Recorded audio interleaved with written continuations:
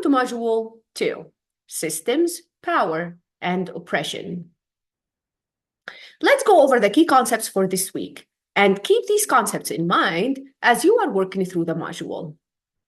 The question that I have for you, have you ever noticed that some people move through a system easily while others struggle at every step?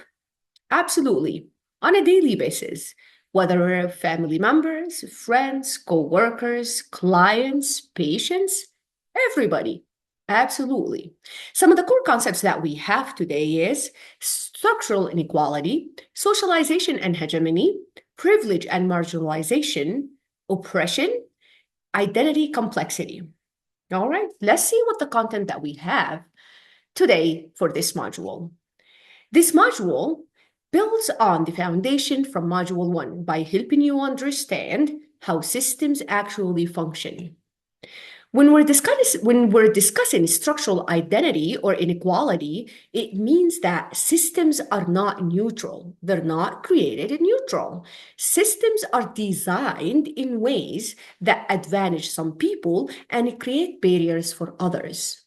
Now, and what makes it more complex, guys, pay attention to that people, we are socialized into these systems. From a young age, we learn what is considered normal, how to behave, how to ask for help, and what's acceptable and what's not acceptable. The norm, right?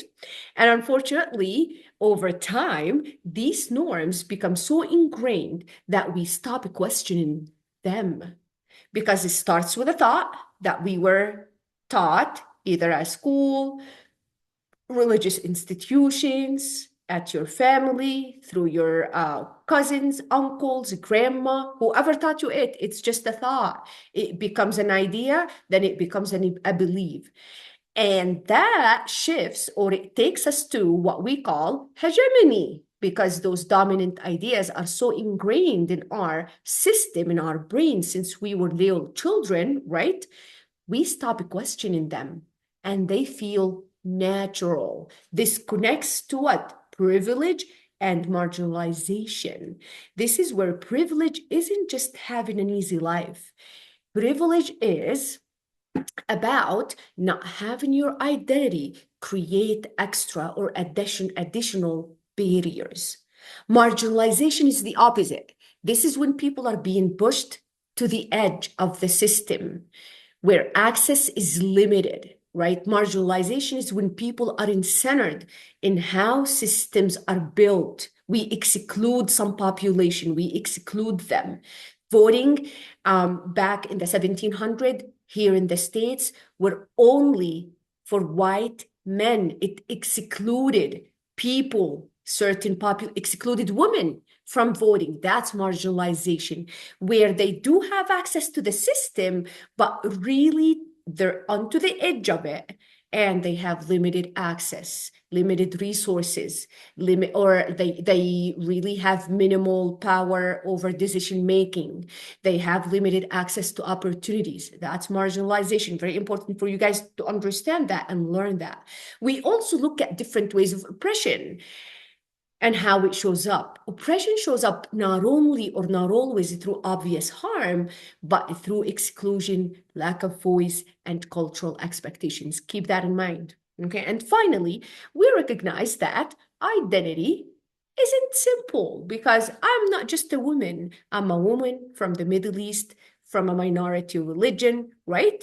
I'm an immigrant now here. I'm a mom, I'm a wife. I'm a social worker in the emergency room as a case manager. I'm expected to do some things. That's my identity when I'm in there with you guys. I'm a professor. So it's complex. All right.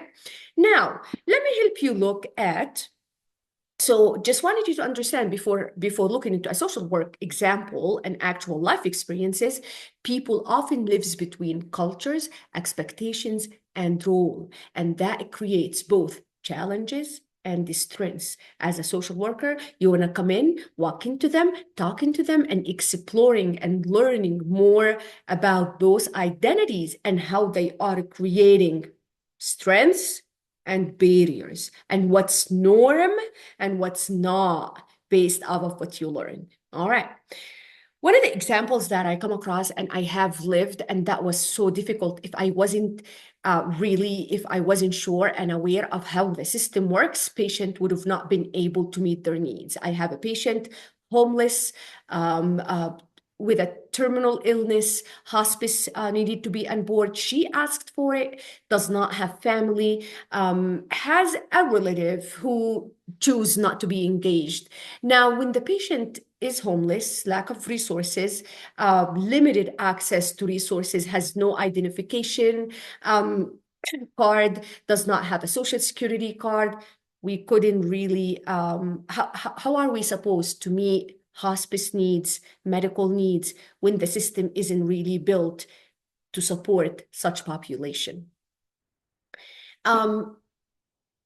The process started with calling APS, Adult Protective Services, for them to be on board and being able to access any financial channels that needed to be addressed, and any other identification cards needed, certainly.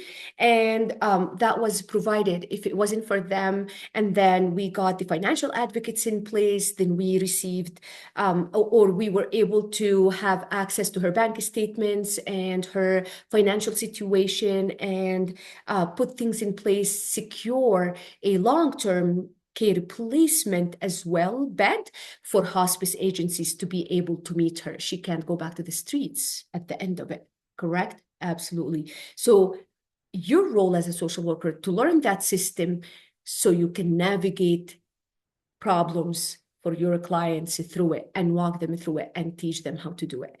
That's our role. Understand the system really gives us almost 60% of the solution into the issue, into the problem that we're addressing. So our role is to bridge in the gap, support awareness, building capacity, and walking alongside of the client, moving forward in this system.